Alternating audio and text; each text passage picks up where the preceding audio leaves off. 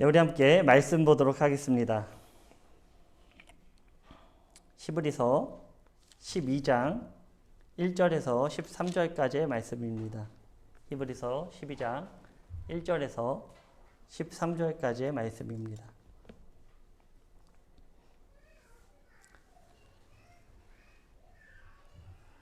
네, 우리 함께 교독하시고 13장 함께 봉독하도록 하겠습니다. 이러므로 우리에게 구름같이 둘러싼 허다한 증인들이 있으니 모든 무거운 것과 얽매이기 쉬운 죄를 벗어버리고 인내로써 우리 앞에 당한 경주를 하며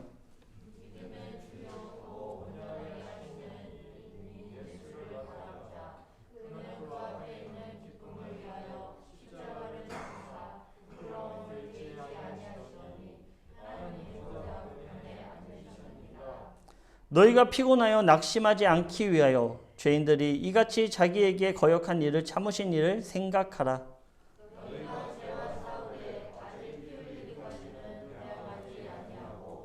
또 아들들에게 권한 것 같이 너희에게 권하신 말씀도 잊었도다. 일렀으되 내 아들아 주의 징계하심을 경히 여기지 말며 그에게 꾸지람을 받을 때 낙심하지 말라.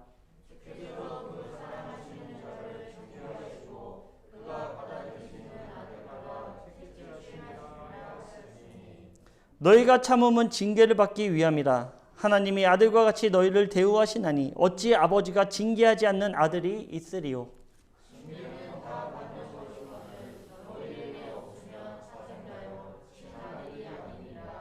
또 우리의 육신의 아버지가 우리를 징계하여도 공경하였거든 하물며 모든 영의 아버지께 더욱 복종하며 살려하지 않겠느냐.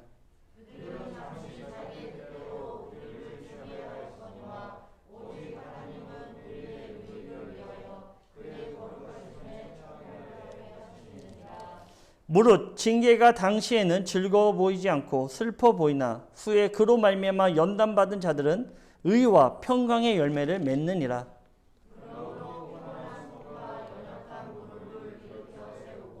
너희 발을 위하여 곧은 길을 만들어 저는 다리로 하여금 어그러지지 않고 고침을 받게 하라. 아멘. 네, 오늘은 절묘한 구원이라는 제목으로 함께 말씀을 나누도록 하겠습니다. 자, 우리가 히브리서를 들어가면 이제 제가 항상 질문하는 것이 무엇이죠? 히브리서가 왜 쓰여졌는가?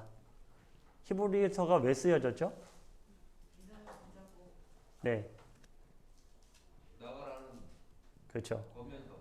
네, 이렇게 1절, 2절 같이 하시기로 이렇게 짜셨나 봐요. 네, 이렇게 대답이 완전하게 이렇게 맞습니다. 믿음이 흔들리고 있는 상황이죠. 지금 히브리서는 제가 저번에도 강조드리지만 단순하게 볼 말씀은 아니에요. 이 히브리서는 조금 더 종말론적인 시각으로 이 히브리서를 바라봐야 되는 것입니다. 지금 여기서 12장에서도 얘기하는 것은 단지 너희들이 인내하고 그것을 지켜내고 그 믿음에 대하여 경주하는 것이 단순한 경주를 말하는 것이 아니에요. 극한의 경주 가운데 피 흘림이라는 것은 무엇일까요? 피 흘림. 바로 예수 그리스도의 피 흘림이시고 첫 순교의 모습, 그 피 흘림의 모습은 우리 가운데 순교의 모습 가운데 있다라는 거예요. 그러니까 우리가 싸우는 것은 단순히 그래 내가 열심히 달려가야지 이게 아니라 피 흘리기까지 즉 순교의 자리까지도 나갈 수 있는 그 싸움 가운데 우리가 놓여 있다라는 거예요. 단순한 부분이 아닌 것이죠. 그러니까 우리가 믿음이 흔들리고 어려운 그 환경이 이제는 우리가 생각하는 삶의 고난을 넘어서서 이제 구원의 자리에서 내가 피 흘리기까지 되는 어떤 순교의 자리에서까지의 다툼. 그러니까 그 무게감이라는 것은 굉장한 것입니다. 그래서 우리가 저번 주에 나누었듯이 히브리서 11장은 믿음장이라고 얘기하는데 제가 그 정립을 다시 했습니다. 막연한 믿음입니까? 내가 이 세상에서 잘 먹고 잘 사는 믿음입니까? 하나님 나에게 이렇게 주실 것을 믿습니다. 하나님 나에게 주십시오. 이런 믿음이 아니다라는 거예요. 이런 저급한 믿음으로 하나님께 나가는 것이 아니라 어떤 믿음입니까? 믿음은 이제 새롭게 정립한다라는 것이죠. 우리가 이제 믿는 것은 저번 주에 두 가지 강조. 무엇이죠? 우리가 믿는다라는 것은 하나님이 나와 함께 하셔서 살아계시다는 것과 또 살아계신 하나님이 나에게 무엇을 주십니까? 상 주시는 분. 그것을 믿는 믿음으로 이제 우리가 살아가야 된다는 거예요. 그 믿음의 반석이 누구십니까? 바로 예수 그리스도라는 거죠. 그래서 우리는 보이지 않는 그분을 우리 눈에 보이는 것으로 믿고 따를 수 있는 것입니다.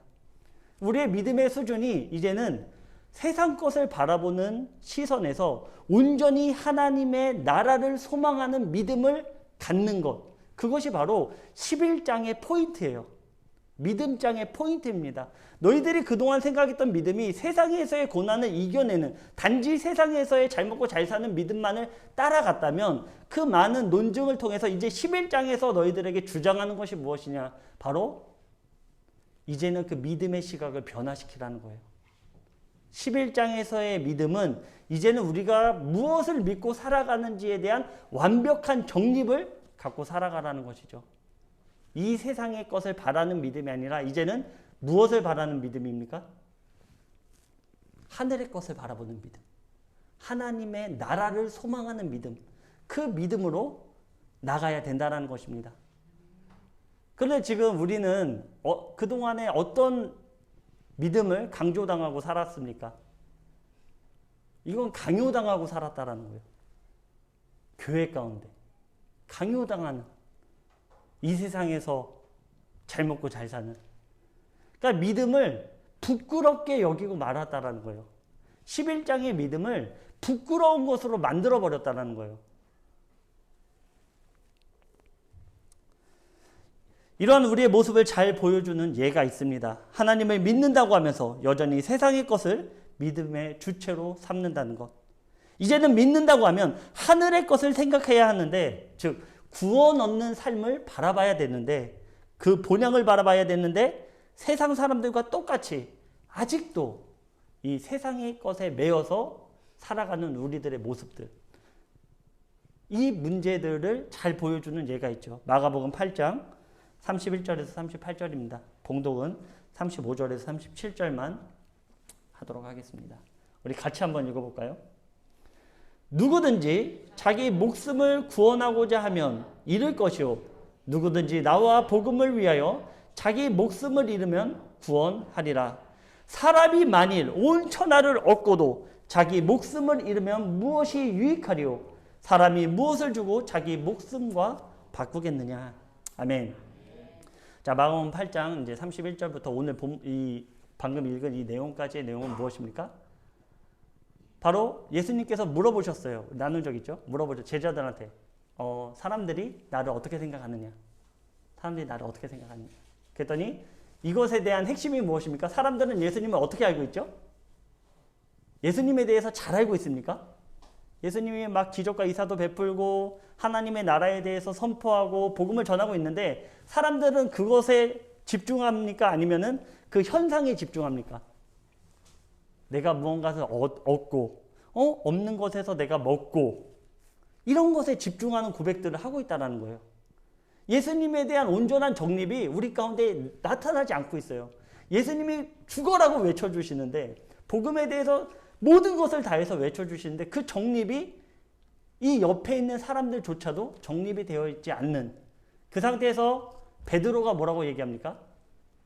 뭐라고 얘기하죠? 주는 그리스도시오, 살아계신 하나님의 아들입니다. 온전한 고백이죠. 예수님은 다른 것 때문에 이 땅에 오신 것이 아니다라는 거예요. 너희들이 단순히 병을 고쳐주고 잘 먹고 잘 살게 해주고 그것 때문에 오신 게 아니라 우리들의 구원을 위해서 이 땅에 오셨다라는 거예요. 우리의 구세주로 이 땅에 오셨다라는 거예요. 그렇기 때문에 그 고백이 완전한 고백입니다. 예수님은 우리의 구세주이십니다. 예수님은 하나님의 아들이시고 우리를 구원하실 수 있는 분이십니다. 이 고백이 지금 믿는 우리들 가운데 모두 이루어졌다라는 거예요. 믿으니까 이 자리에 나오신 것이죠. 예수님은 나의 하나님이십니다. 예수님은 나의 구원자이십니다. 이 고백이 있기 때문에 우리가 저번 주에 나눴죠. 우리가 이 자리에 나와 있는 것은 어떻게 나올 수 있다고요? 무엇을 가지고 나왔습니까 지금? 무엇을 가지고 나왔죠? 예수 그리스도의 보혈의 피를 가지고 이 제물을 가지고 지금 나온 거예요. 제사드리러 나오셨잖아요. 예배드리러 나오셨잖아요. 이 자리에 앉아있는 것은 우리의 온전한 예물은 이 물질이 아닙니다. 우리를 영원한 죄사함 가운데 이 자리에 앉게 하신 분, 바로 그 영원한 제사 가운데 제물이 되어주신 예수 그리스도의 보혈의 피를 덧입어서 우리가 이 자리에 나올 수 있었다라는 것이죠. 바로 이러한 고백을 하는 가운데 우리가 이 자리에 나와 하나님께 예배드리고 있는 것입니다. 그런데 그 이후에 베드로가 뭐라고 얘기합니까? 이제 이 내용을 얘기하고 예수님께서 칭찬을 하시죠. 그래, 시몬 베드로야. 참 네가 복되다. 하늘의 열쇠를 너에게 주고 네가 하늘에서 매면 땅에서 매일 것이고 하늘에서 풀면 땅에서 풀릴 것이다. 이런 엄청난 축복을 예수님께서 해주셨습니다. 그리고 나서 예수님께서는 그때부터 너희들의 완전한 정립 이후부터 이제 무엇을 말씀하고 있는 것입니까? 완전한 정립이 돼 있는 제자들에게 그때부터 이제 시작되는 거예요. 내가 이제는 고난을 당할 것이다. 내가 이제 고난을 당하고 십자가에 못 박혀서 너희들을 구원할 거라는 그 구원의 하늘의 것을 전하게 되는 것입니다. 그런데 놀랍게도 베드로는 그 소리를 듣고 뭐라고 얘기합니까? 아, 주여, 어찌 죽을 수 있습니까? 우리가 가만두지 않겠습니다. 그러니까 예수님께서 뭐라고 그러죠? 바로 칭찬하고 나서 바로 이 사단아 물러가라. 너는 나를 넘어뜨리는 자도다. 왜 이런 고백을 예수님께서 하신 것일까요? 베드로에게. 금방 칭찬하셨는데. 우리도 이와 같다라는 거예요. 예수님을 나의 구주로 고백된 입술들은 이제부터는 하늘의 것을 바라보고 그 하늘의 것에 동조해서 그것이 고난일지라도 그것이 우리 앞에 아픔일지라도 하늘의 것을 말씀하시는 것을 쫓아가야 되는데 우리의 이 의식 속에는 무엇이 있냐면 세상의 것을 아직도 따라가고 있다는 거예요. 예수님을 나의 구주로 고백하고 나의 구원자로 하늘의 것을 바라보는 고백을 했다면 하늘의 것을 말씀하시는 예수님의 동조를 해야 된다는 것이죠. 그런데 예수님의 말을 동조하지 않고 내 생각이 그 앞가운데 들어가게 되는 것입니다. 예수님께서 질책하신 것은 그거예요. 네가 나를 구세주로 고백됐다면 그것이 고난이 있을지라도 그 고백 가운데 너희들이 믿고 따라가야 되는데 너희들의 생각과 이상과 이것이 다르다 보니까 자꾸 그 믿음을 희석시키고 부끄럽게 만들어 버린다라는 거예요. 믿음이라는 자체를 부끄럽게 여기고 죽음이라는 것, 고난이라는 것, 이것을 부끄럽게 생각하고 말았다라는 거예요. 그래서 누가 감히 예수님을 건드리겠습니까? 만약에 예수님이 십자가에 못 박혀 돌아가시지 않았다면 우리는 지금 이 자리에 앉아 있을 수 있을까요? 없을까요? 제가 말씀드렸잖아요. 보혈의 피로 우리가 이 자리에 지금 재물을 가지고 나왔는데 이 재물이 없으니 우리가 이 자리에 어떻게 앉아 있을 수 있겠습니까? 지극히 우리는 하늘의 것을 바라보지 않고 세상의 것을 바라보고 살아가는 모습들. 이런 것들에 대한 정립을 이제는 너희들이 믿음이라고 한다면 어떤 시련과 고난이 오더라도 온전히 구원의 자리로 결국 예수님께서 원하시는 것은 무엇이냐면 그 모든 것을 합력시켜서 우리들의 온전한 구원으로 이끌어 주신다는 거예요. 우리가 지금 하늘의 나라에 들어가서 구원받는 게 중요하지 이 땅에서 잘 먹고 잘 사는 게 그렇게 중요합니까?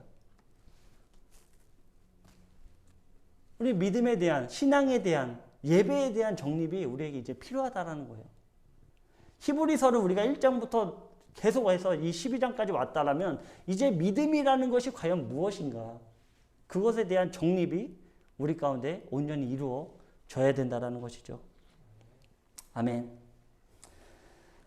세상을 바라보고 이 세상에 소망을 두는 그런 고백들 가운데 하나님은 이렇게 질책하십니다. 사람이 만일 온 천하를 얻고도 자기 목숨을 잃으면 무엇이 유익하리요? 사람이 무엇을 주고 자기 목숨과 바꾸겠느냐? 아멘. 저와 우리 군우님들은 천하를 얻는 것보다 바로 우리의 구원을 얻기 위해 간구하시길 주님의 이름으로 축원드립니다. 자, 오늘 본문은 1절 이렇게 시작하고 있죠. 이러므로 우리에게 구름같이 둘러싼 허다한 증인들이 있으니 모든 무거운 것과 얽매이기 쉬운 죄를 벗어버리고 인내로써 우리 앞에 당한 경주를 하며. 이제 히브리서 기자는 수신자들에게 믿음의 경주를 할 것을 공고하고 있습니다. 여기서 증인들이 나오는데요. 이 증인들은 누구입니까? 우리 11장의 중하반부에 등장하는 믿음의 선조들에 대해서 이야기하고 있습니다. 믿음의 선조들은 평탄한 삶을 살았습니까? 평탄하게 그냥 나는 뭐 하나님께서 복을 주시니까 나의 삶은 날마다 그냥 평탄해. 평탄하게 산 사람들은 아무도 없다라는 거예요. 그 믿음의 시련 가운데 모든 고난을 겪고 그 믿음의 경주에서 지금 어떻게 된 사람들입니까? 지금 고린 지점에 들어왔습니까? 안 들어왔습니까? 모든 시련과 고난을 이겨내고 지금 고린 지점에 들어왔다라는 거예요. 이 사람들은. 이 사람들 봐라 이거죠. 이 사람들도 이런 고난과 시련 가운데 오직 믿음으로, 그래서 믿음으로를 11장에서만 20번을 얘기합니다. 믿음으로. 믿음으로. 이들은 다른 것 때문이 아니라 바로 믿음으로 그 경주를 이겨내서 지금 이 고린 지점에 들어온 증인들이라는, 체험한 사람들이라는 것입니다. 그 고난을 체험하고 지금 이 자리에, 그 승리의 자리에 와 있다라는 것이죠. 네, 바로 이들은 이제는 선수가 아닌 것입니다. 바로 관람자입니다. 관람자. 실제로 여기서 증인은 헬라어 마르티론이라는 단어를 쓰고 있어요. 마르티론이라는 단어는 관람자라는 뜻을 갖고 있습니다. 이들은 이제 선한 싸움, 믿음의 선한 싸움 다 싸우고 이제는 경기장에 앉아서 누구를 응원하고 있습니까? 누구를 응원하고 있을까요? 네, 웃으시는 거 보니까 나죠, 나. 바로 납니다. 그렇습니다. 이들의 믿음의 선조들은 지금 고린 지점에 들어가서 관람자의 입장에서 왜냐하면 이미 다 체험을 하고 승리한 자들이기 때문에 그 자리에서 지금 우리들 바라보며 응원하고 있는 것입니다. 너희들의 그 싸움, 그 너희들의 경주 가운데 온전한 자리로 나올 것을 이들은 바라보고 있다는 것이죠. 이 경주를 승리하기 위해서는 무거운 것, 즉 세상의 부귀영화와 얽매이기 쉬운 죄를 벗어버려야 하는 것입니다. 그리고 오직 누구를 바라봐야 됩니까? 누구를 바라봐야 되겠습니까? 예수님 바라봐야 된다는 거예요. 예수님 바라봐야 된다는 거예요. 바로 이 경주의 완벽한 성부자를 바라봐야 하는 것입니다. 우리는 그분을 바라보며 힘을 얻는 것입니다. 그분은 누구십니까? 바로 예수 그리스도입니다. 경주는 헬라어 아곤이라는 단어를 쓰고 있는데요. 여기서는 조금 수동적인 경주라는 단어, 좀 어떻게 보면은 치열하지 않는 모습으로 그려지고 있지만 이 아곤이라는 단어는 싸움을 얘기하고 있어요. 격투하는 싸움. 지금 격투장에 들어가서 너 아니면 내가 죽는 거예요, 지금. 내가 죽든 네가 죽든. 그 경주의 그 싸움에 우리가 놓여 있다라는 것을 이야기하고 있는 것이죠. 바로 적극적인 모습에서 싸움을 뜻하고 있는 것입니다. 이 싸움은 단순히 트랙을 도는 마라톤이 아닙니다. 바로 피 흘리기까지 싸워야 하는 전투인 것입니다. 근데 누가 이렇게 피 흘리기까지 싸우셨습니까? 바로 예수님께서 우리를 위하여 피 흘리기까지 싸우셨다는 거예요. 다른 것 때문에 아닙니다. 단 한 가지. 단 한 가지 때문에 예수님께서 피 흘리기까지 죄와 싸우셨다는 거예요. 바로 우리의 절묘한 구원을 위하여. 예수님은 다른 관심 하나도 없어요. 우리가 잘 먹고 잘 살고 힘들고 어렵고 이것보다도 오직 한 가지의 관심. 구원 얻는다는 거예요. 너희들이 천하를 다 얻고 이 세상의 모든 부귀영화를 얻고 목숨을 잃어버리면 무슨 소용이 있겠습니까? 이 세상의 부귀영화 내가 다 얻고 나서 내 목숨을 잃어버리면 무슨 의미가 있냐는 것입니다. 예수님께서 이것을 선택하셨다는 거예요.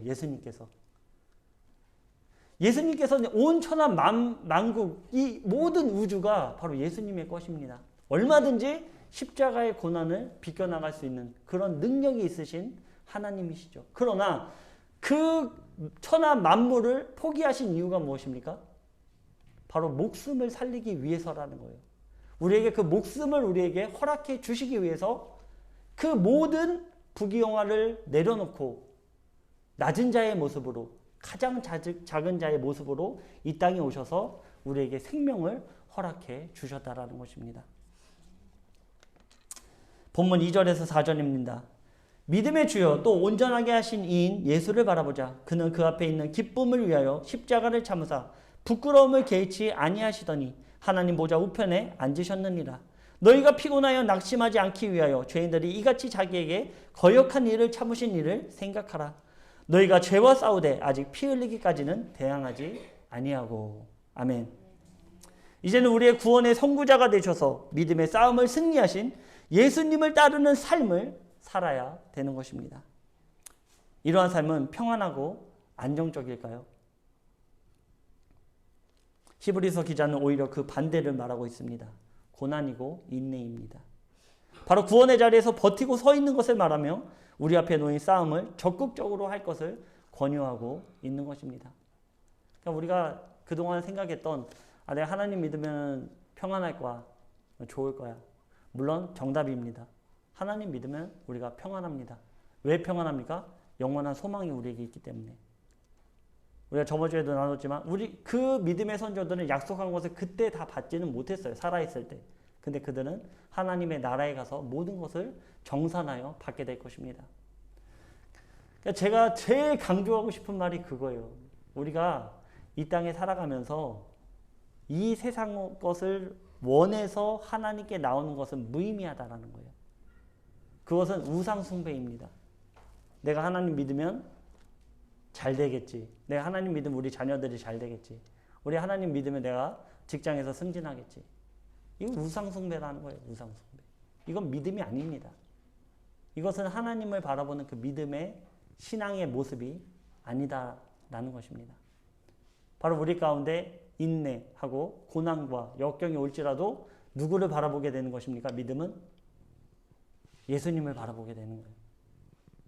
왜냐? 예수님께서 그 모진 고난과 고통에 그 시련을 이기시고 우리에게 생명을 허락해 주셔서 우리의 믿음의 선구자가 되어 주셨고 그 경기를 먼저 치른 자, 그 믿음의 선한 싸움을 싸운 자가 그 선구자 되신 분이 예수 그리스도라는 거예요. 너희만 싸워라 라고 하지 않았습니다. 이미 예수님께서는 그것을 경험하시고 체험하시고 그 체험을 바탕으로 능히 우리를 도우실 수 있는 것입니다. 왜냐? 그도 우리와 똑같은 인간의 몸을 가지셨고 똑같은 시험을 당하셨기 때문에 넉넉히 우리를 도와주실 수 있는 것입니다. 우리의 믿음에 흔들리는 모든 것들, 어렵고 힘든 그 고난의 세월 가운데 우리를 도와주실 수 있는 분은 우리와 똑같은 체험을 하셨다라는 것입니다. 그리고 이 체험도 누가 또 했습니까? 그 뒤에 이어서 바로 믿음의 선조들도 그것을 따라 나갔다라는 것이죠.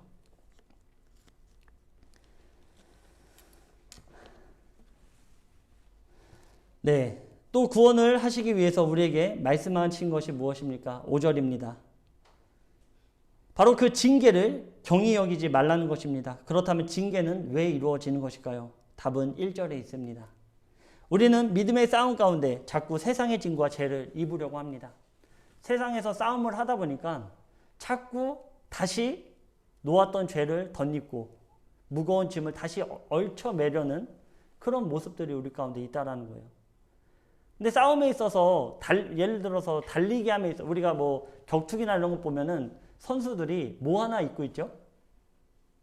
트렁크 하나 입고 있잖아요. 그리고 글러브 끼고 다른 거는 하나도 하고 있지 않아요. 왜냐하면 싸울 때 뭔가를 걸치고 있으면 어떻게 될까요? 걸리적거려서 잘 싸울 수가 없는 거예요. 그렇죠? 다들 이 격투기를 안 보셨나 봐요. 싸울 수가 없는 것입니다. 그런데 우리는 자꾸 그 싸움에 나가서 죄라는 것을 덧입고 무거운 짐, 세상의 부귀영화라는 것을 내가 덧입고 자꾸 그걸 가지고 싸우려고 해요. 그러다 보니까 어떻게 되는 것입니까? 징계라는 것도 이루어진다라는 것이죠. 그런데 그러한 징계는 아버지이기 때문에 가능한 것입니다. 그러니까 우리가 믿음에 대해서 잘되고 그것에 승리하고 이런 모습으로 하나님께서 그 의미를 우리에게 전달해 주셨다면 아마 이 징계에 대한 말씀은 하지 않으셨을 거예요. 왜? 징계라는 것은 고난이고 아픔이고 그 가운데 인내해야 되는 모습이거든요. 우리가 생각하는 온전한 믿음의 자리, 그러니까 세상적인 믿음을 바라보고 있었다면 하나님께서는 이 말씀을 우리에게 해주지 않았을 것입니다. 그런데 우리에게 말씀하시는 건 무엇이냐? 너희들이 징계를 받으나 그 가운데에서 그 징계를 기쁘게 여기라는 거죠. 징계를 받을 때는 슬픕니다. 아픕니다. 그러나 그러한 모든 연단을 통하여 너희들의 온전한 구원의 자리로 우리를 이끌어 주신다라는 것입니다. 자, 저도 우리 차인이와 시호를 징계를 하죠. 근데 제가 아빠가 아니면은 샤이니 CEO를 징계할 이유가 있겠습니까?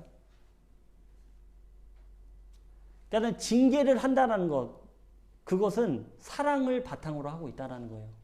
사랑이 없이는 징계할 수 없는 것입니다. 왜냐하면 그냥 알아서 멋대로 뭐가 되든 방치하면 되는 거거든요. 방치하면 되는 거예요. 그런데 나는 아버지이기 때문에, 나는 샤이니와 시오의 아버지이기 때문에 방치하는 것을 그대로 볼 수 있을까요? 제가 버릇없이 행하고 예배 시간에 막 떠들고 막 돌아다니고, 이게 제가 볼 수 있을까요? 아버지이기 때문에 못 보는 거예요. 아버지이기 때문에. 내가 아버지가 아니라면 징계하지 않겠죠. 하나님도 이와 같다는 것이죠. 징계가 있다는 것은 내가 아버지의 아들이라는 증거라는 것입니다. 너희들이 징계를 받는다는 것, 그것은 내가 너희들을 붙잡고 있다는 것입니다. 이 징계를 통해서 온전한 하나님의 그 나라를 바라볼 수 있게끔, 결국 징계하는 이유가 무엇입니까? 우리가 자녀들 징계하는 이유가 무엇입니까? 자녀들 징계하는 이유가 무엇이죠? 잘 되라고 하는 거죠. 잘 되라고. 그죠? 이 세상 살아가면서 잘 되라고. 그러니까 하나님께서 우리에게 징계하신 이유는 우리 막 못 살게 굴려고 징계하시는 것일까요? 절대 아니라는 거죠. 하나님께서 우리를 징계하시는 이유는 우리에게 구원을 주시기 위해서. 그러니까 하나님은 오직 하나밖에 없어요. 하나님의 이 우주 가운데 하나님이 생각하시는, 우리를 바라보시면서 생각하시는 것 단 한 가지밖에 없습니다. 바로 우리의 구원입니다. 저와 우리 구누님들의 구원밖에는 다른 거 생각하지 않으세요. 어떻게 해서든지 구원을 이루시기 위해서 하나님은 모든 수단과 방법을 다 동원해서 절묘한 구원을 우리 가운데 이루어 주신다라는 것입니다. 아멘.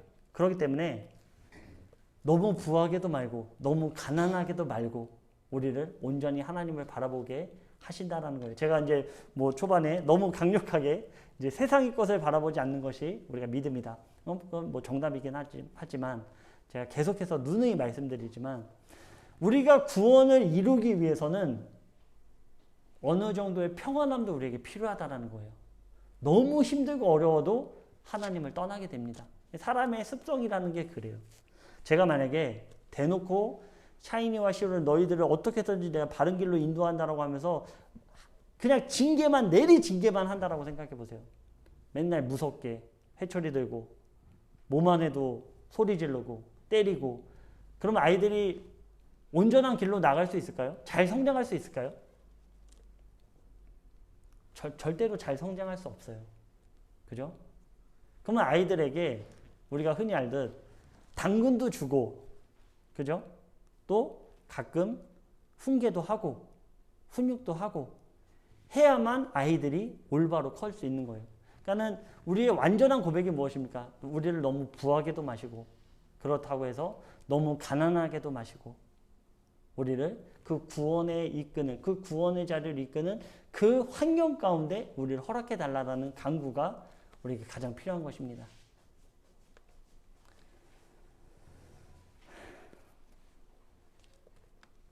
네, 그렇습니다. 결국 징계를 받는 이유는 무엇입니까? 바로 그 절묘한 구원을 위한 것입니다. 본문 10절입니다.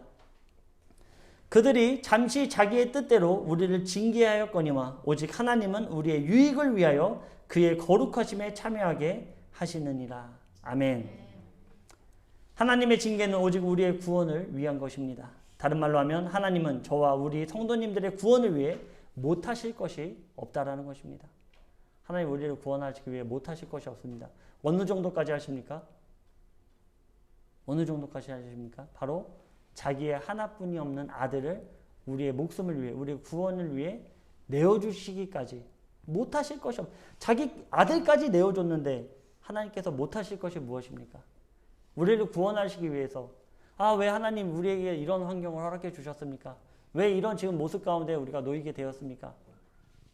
그 모든 이유의 핵심이 바로 우리의 구원, 하나님의 나라로 우리를 이끌기 위해서라는 사실이라는 것이죠.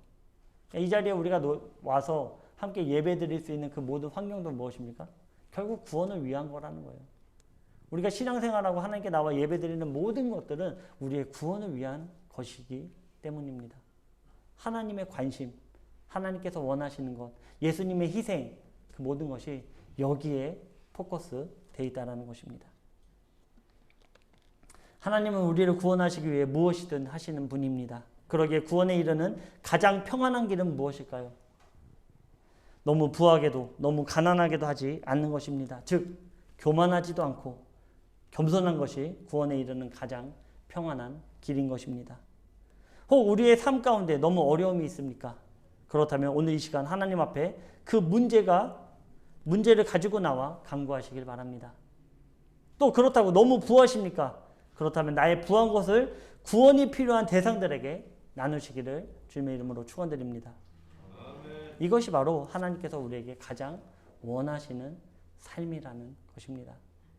예수님은 우리를 위하여 십자가에 달려 모든 조롱, 여기서 말하는 제가 아까 서두에 말씀드렸듯이 하나님께서는 이 종말에 대한 그런 넓은 의미에서의 이 말씀을 우리에게 허락해 주셨는데요. 여기서 말씀하시는 4절에 보면 너희가 죄와 싸우되 아직 피 흘리기까지는 대항하지 아니하고, 여기서 죄는 죄 자체를 얘기하는 것이 아닙니다. 바로 그 적의 세력들, 우리를 무너뜨리려는 그 적의 세력들에 대한 피 흘림, 그러니까 이 피 흘림은 순교를 나타내고 있다는 것이죠. 하나님께서의 징계하심 그 모든 이유 가운데에는 우리가 하나님의 구원의 자리로 나아가는, 그 자리로 나가고자 하는 의미가 우리에게 있다는 것이죠. 그렇기 때문에 우리는 이제는 믿음의 바라봄에 있어서 하나님이 우리와 함께 계신다는 것, 살아 계신다는 것, 또 그분이 우리에게 상을 주신다는 것, 그 상을 이 땅에 국한시키지 마십시오. 물론 이 땅에서도 주실 수 있습니다. 이 땅에서도 필요하다면, 우리의 구원에 필요하다면 이 땅에서도 주실 수 있고, 그러나 영원한 상급은 어디에 쌓이게 되는 것입니까? 영원한 상급은 어디에 쌓이죠? 바로 나의 본향의 집에 쌓이고 있다라는 것입니다. 이것에 우리가 집중했으면 좋겠어요. 정말로. 이제부터는 우리의 삶이 이 땅의 것에 국한시키지 마시고, 이 땅에서 무엇을 먹을까, 무엇을 입을까에 국한시키지 마시고 하늘의 본향의 상급을 바라보시기 바랍니다. 그 상급을 얻을 수 있는 것은 유일한 길, 바로 우리가 구원의 자리로 나가는 것, 그것이 가장 중요한 거예요. 이 천하를 얻고도 우리의 목숨을 잃으면 우리에게 가진 것은 아무것도 없게 되는 것입니다. 네, 마지막으로 12절에서 13절입니다. 그러므로 피곤한 손과 연약한 무릎을 일으켜 세우고 너희 발을 위하여 곧은 길을 만들어 저는 다리로 하여금 어그러지지 않고 고침을 받게 하라. 아멘. 그렇습니다. 우리는 아직 피곤한 손과 연약한 무릎으로 무력하게 있을 수 없습니다. 온전한 그 구원의 표대를 향하여 일어서야 하는 것입니다. 이 힘이 어디에서 나옵니까? 바로 믿음의 창조주이신 예수 그리스도를 통해 나오는 것입니다.